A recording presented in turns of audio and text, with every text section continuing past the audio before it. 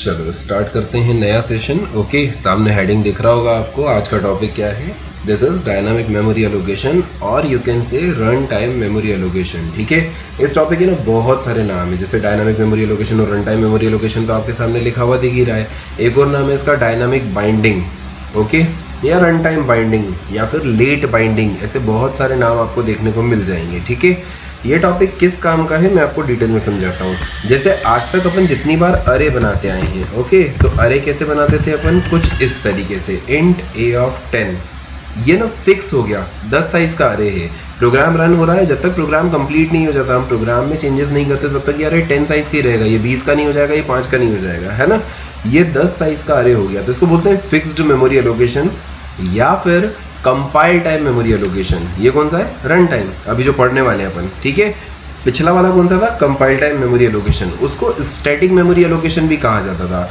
आज मैं कह रहा हूँ आपको, मुझे ना एक ऐसा अरे बना के दो जो ए ऑफ n साइज का हो, ओके, और ये जो n है ये हम यूजर से एंटर करवाएंगे कि यूजर क्या चाहता है। n की वैल्यू 5 रखना है, 10 रखना है, 15 रखना है, 20 रखना है। User will decide all the values. Okay, चलो कंटिन्यू करते हैं फर्दर। अगर हम बात करें यहाँ पर इस पर्टिकुलर टॉपिक की जो आपके सामने लिखा हुआ है, ओके, ए ऑफ n, तो अरे कभी भी ऐसे नहीं बना सकते, है ना। जो सामने लिखा है ना, आप ऐसा अरे डिक्लेयर करोगे तो बोल देगा कि यहाँ पर आपको एक कांस्टेंट पास करना है। जैसे n की वैल्यू आज 10 है, कल 20 हो सकती है, परसों 30 हो सकती है, लेकिन अरे को बनाने का जो रूल है वहाँ पर एक फिक्स वैल्यू होनी चाहिए। जैसे 10 आज भी 10 ही है, कल भी 10 ही रहेगा, परसों भी 10 ही रहेगा, 10 20 नहीं बन जाएगा। लेकिन n के अंदर जो डेटा है वो 10 भी हो सकता है, 20 भी हो सकता है। आई थिंक बात समझ में आई होगी मेरी, है ना। यहाँ पर वेरिएबल नहीं लिखना है, यहाँ पर कांस्टेंट लिखना है। कांस्टेंट मतलब जिसकी वैल्यू चेंज नहीं होती है। तो हम 10 साइज का तो अरे बना पाते थे, लेकिन हम n साइज का अरे ऐसे डिक्लेयर नहीं कर सकते हैं। C की लाइब्रेरी हमें परमिट नहीं करती है।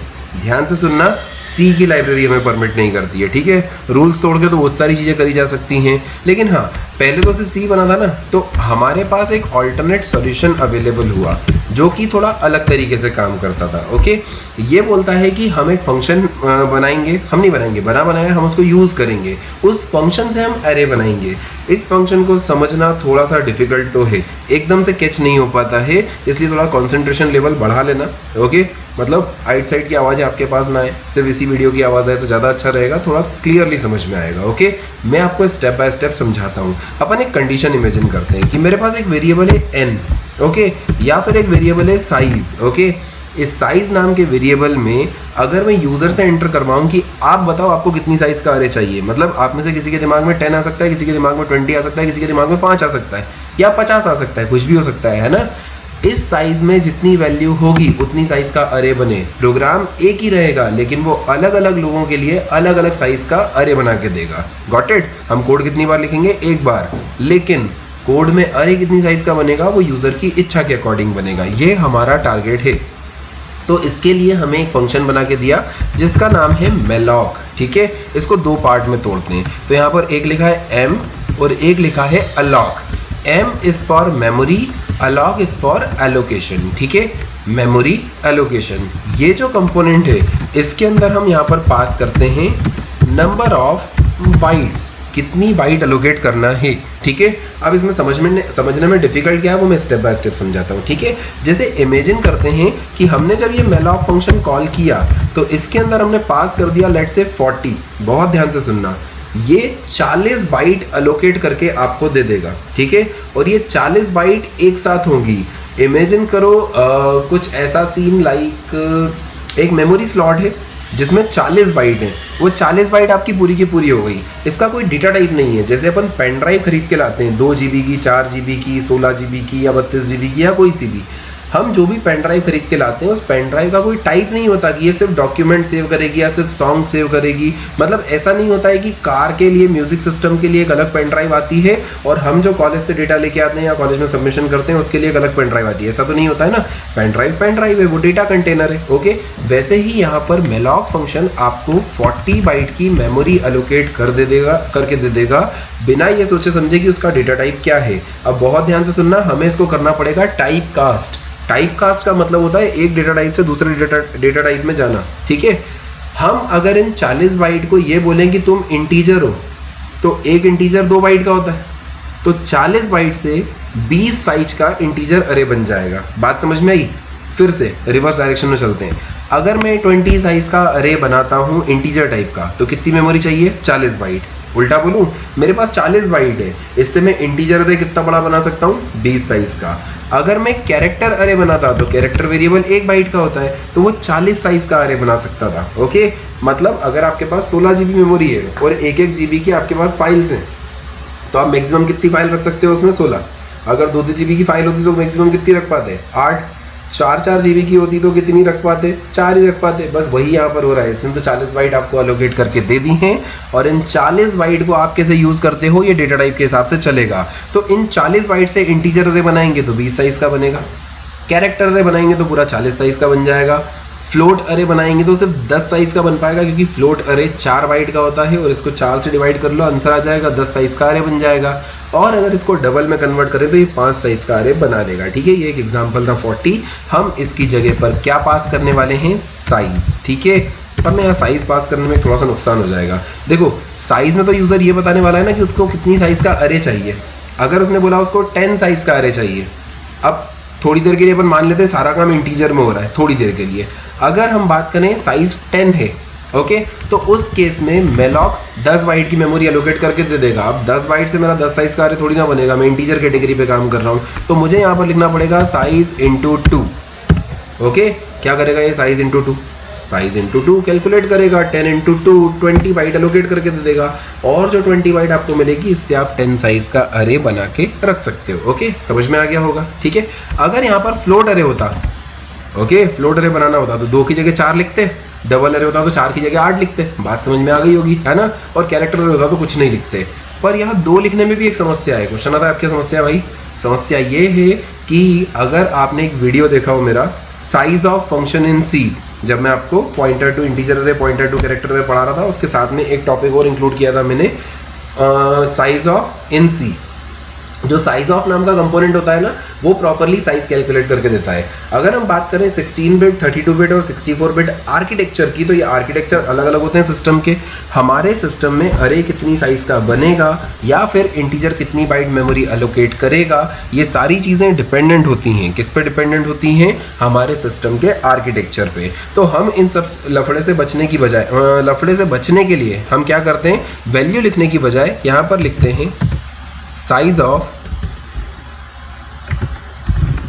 ब्रैकेट में डेटा टाइप का नाम। ओके, अब हमें कोई फर्क नहीं पड़ता कि इंटरनली ये कैसे कैलकुलेट कर रहा है, कौन से आर्किटेक्चर पे काम कर रहा है। अगर हम 32 बिट पे हैं तो ये 4 कैलकुलेट कर लेगा, 16 बिट पे हैं तो 2 कैलकुलेट कर लेगा। ओके, साइज ऑफ पढ़ लेना अगर नहीं पढ़ के रखा है तो। मैं तो आपको ये बता रहा हूँ, आप यहाँ टेक्निकली वैल्यू ही लिख रहे हो, लेकिन हम सिस्टम को कैलकुलेट करने का बोल रहे हैं कि तू बता दे कितनी वैल्यू की जरूरत है वहाँ पे। ठीक है, फिर से समझते हैं। इमेजिन करते हैं हम इंटीजर अरे बनाने वाले हैं, यूजर ने यहाँ पर 10 दिया है ना, साइज की वैल्यू क्या है? 10, तो हमें 10 साइज का अरे बनाना है। तो इंटीजर कितने बाइट का होता है? 2 बाइट का।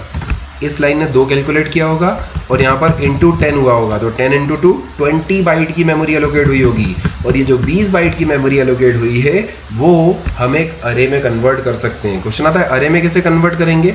इसके पहले टाइप कास्टिंग लगानी पड़ेगी। अब ये टाइप कास्टिंग कैसे लगाते हैं? तो हमने यहाँ लिखा integer pointer.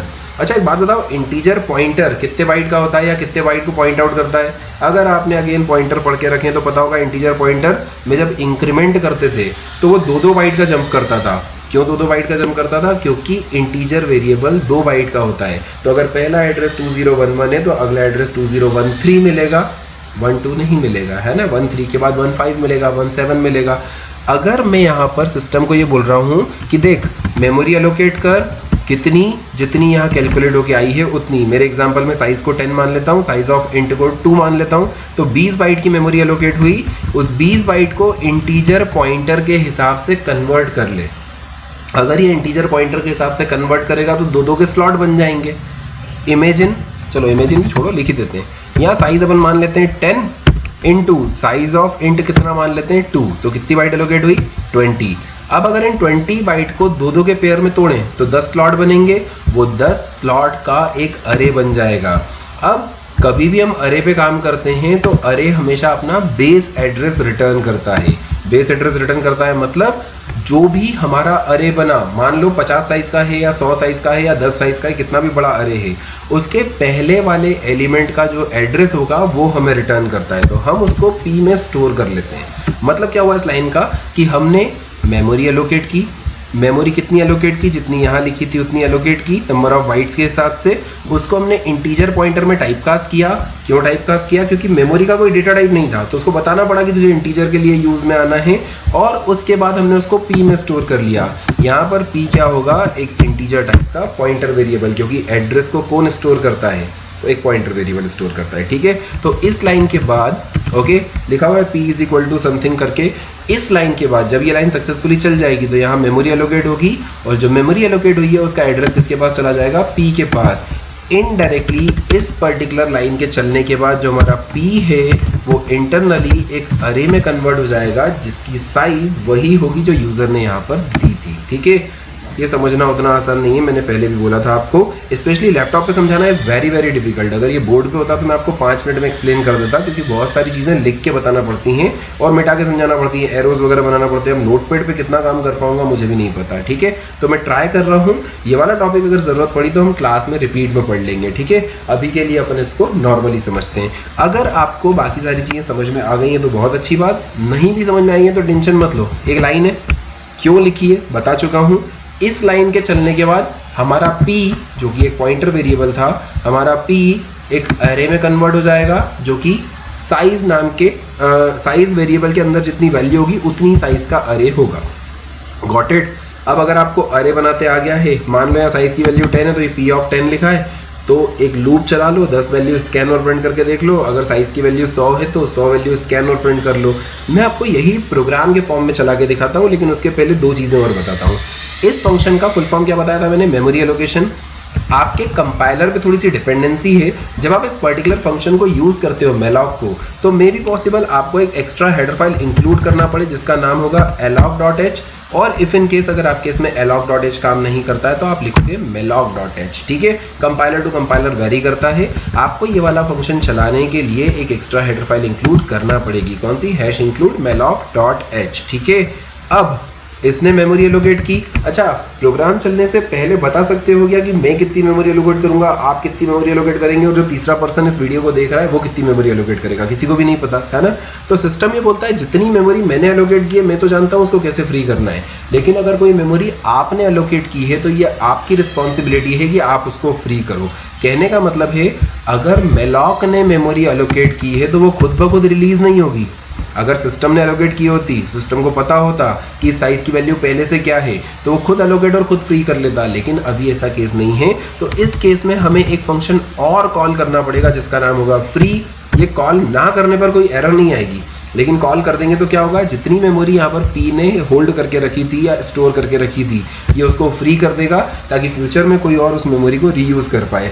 It is just like that. हमने एक पेन ड्राइव खरीदी, हम मान लो 32 GB की है और हम उसमें रोज 1-1 GB डेटा डाल रहे हैं, लेकिन डिलीट कुछ नहीं कर रहे, और मान लो रोज का काम होने के बाद वो डेटा किसी काम का नहीं बचता है ना, लेकिन हम सिर्फ डेटा डालते जा रहे हैं, तो होगा क्या? 32 दिन के बाद वो पेन ड्राइव किसी काम की नहीं रह जाएगी। भले उसमें डेटा पड़ा हुआ जो है ना वो गार्बेज है, लेकिन वो किसी काम की नहीं रह जाएगी। तो अगर हमारा काम कंप्लीट हो गया है, उस पर्टिकुलर डेटा का यूज खत्म हो गया है, तो उसको हमें क्या कर देना चाहिए? फ्री कर देना चाहिए, रिलीज कर देना चाहिए। ओके, उसके लिए हम कौन सा फंक्शन कॉल करते हैं? फ्री फंक्शन कॉल करते हैं, ठीक है। अब इस पूरे को मैं प्रोग्राम में लिख के डेमोन्स्ट्रेट करके बता देता हूँ कैसे काम करना है, ठीक है। तो हम आ जाते हैं अपने उसी टूल पे जिस पे हम सारे काम करते हैं। यहाँ पर हमने 2 हेडर फाइल इंक्लूड की हुई है। यहाँ पर malloc.h चल रहा है, हो सकता है आपके सिस्टम पे alloc.h चले, ओके, टेंशन वाली बात नहीं है, कुछ भी चल सकता है, ठीक है। तो एक तो हो गया आपका stdio.h और एक हो गया आपका malloc.h, ओके। वॉइड मेन के अंदर हमने लिखा है int I, फॉर लूप चलाने के काम आएगा क्योंकि हम अरे के साथ डील कर रहे हैं। एक हमने वेरिएबल लिया है साइज नाम का, जिसमें हम यूजर से साइज एंटर करवाने वाले हैं, और एक लिया हुआ है हमने पॉइंटर P। बताया अभी 2 मिनट पहले मैंने पॉइंटर P के बारे में, जो हमारी मेमोरी को होल्ड करने वाला है, ठीक है ना। चलो खैर, अब हम एक काम करते हैं यहाँ पर, वेट अ सेकेंड, ओके। हमने यहाँ पर एक पर्टिकुलर मैसेज प्रिंट किया। कौन सा मैसेज प्रिंट किया? एंटर साइज ऑफ अरे यू वांट टू क्रिएट, है ना। इस प्रोग्राम को मैं 2 से 3 बार चला के दिखाऊंगा, अलग अलग साइज का अरे क्रिएट करके बताऊंगा। सबसे पहले हमने लिखा एंटर साइज ऑफ अरे यू वांट टू क्रिएट, और उसके बाद जो डेटा है वो हमने किस में स्कैन करवा लिया? साइज नाम के वेरिएबल में स्कैन करवा लिया, ठीक है। पहली बार में मैं 10 एंटर करूंगा तो आप दिमाग में भी रखो मैं 10 के बिहाफ में समझा रहा हूँ, ठीक है। देन इसके जस्ट बाद जैसे ही साइज मिला हमने वही लाइन लिखी जो मैंने आपको 2 मिनट पहले समझाई थी। कौन सी? यहाँ पर हमने लिखा p is equals to int pointer malloc size of int multiply by size, ठीक है। हम 16 बिट के हिसाब से कैलकुलेट करते हैं। हम मेमोरी एलोकेट कर रहे हैं कितनी? Size of int that is 2 into size मान लो 10, तो 2 इंटू 10 20, 20 बाइट की मेमोरी एलोकेट हुई और वो इंटीजर पॉइंटर में कन्वर्ट हो गई, मतलब 20 बाइट के 2-2 बाइट के स्लॉट बने, तो 10 स्लॉट बने होंगे। वो 10 स्लॉट का एड्रेस किसके पास चला गया? P के पास। अब अगर वाकई में जो मैंने बोला ऐसा हुआ है तो P इंटरनली एक अरे बन गया होगा। अब हम अरे में कैसे डेटा स्कैन करवाते हैं? एक फॉर लूप लगा के। तो बहुत ध्यान से देखो, हमने यहाँ पर एक फॉर लूप लिखा जिसमें हमने लिखा है i इज इक्वल टू 0 से चालू हो, i लेस देन साइज तक चले, i प्लस प्लस डायरेक्शन में चले। हमने यहाँ पर लिखा है एंटर वैल्यू और नंबर ऑफ साइज जो भी वैल्यू होगी n मान लो इसको 10 है ना, तो जो 10 है ये 10 एलिमेंट स्कैन करवाएगा p ऑफ i में।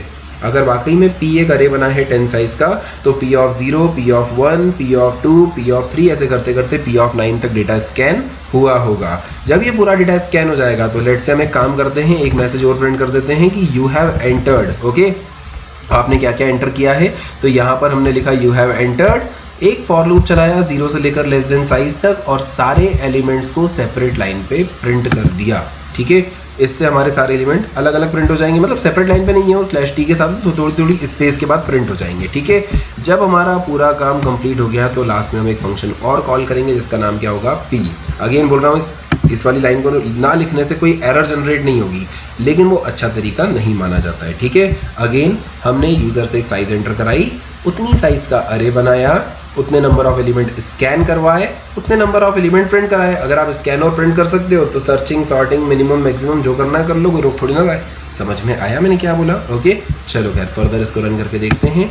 यहाँ पर अगर हम बात करें इस पर्टिकुलर प्रोग्राम की तो इसका आउटपुट, वेट अ सेकेंड, यहाँ पर आ रहा है एंटर साइज ऑफ अरे यू वांट टू क्रिएट। मैं यहाँ पर क्लिक करके लिख देता हूँ 10।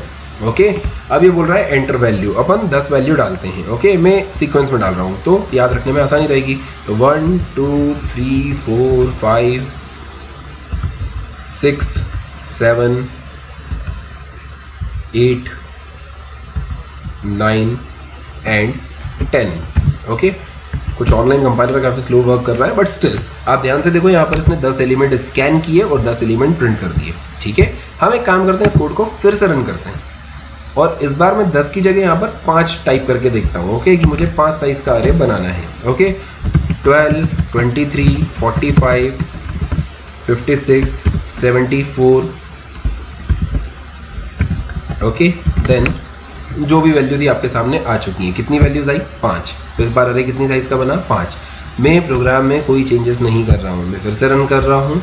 ओके, और इस बार इसने बोला कितनी साइज का अरे बनाना है? लेट से 7 साइज का अरे बनाना है। ओके, सो मैंने 7 लिखा, यहाँ लिख दिया 1 2 3 4 5 6 7 8 9 3 2 1 6 5 4, जो भी वैल्यू है। ओके, रैंडम वैल्यूज कुछ तो भी पुट करते आ रहा हूँ, ठीक है।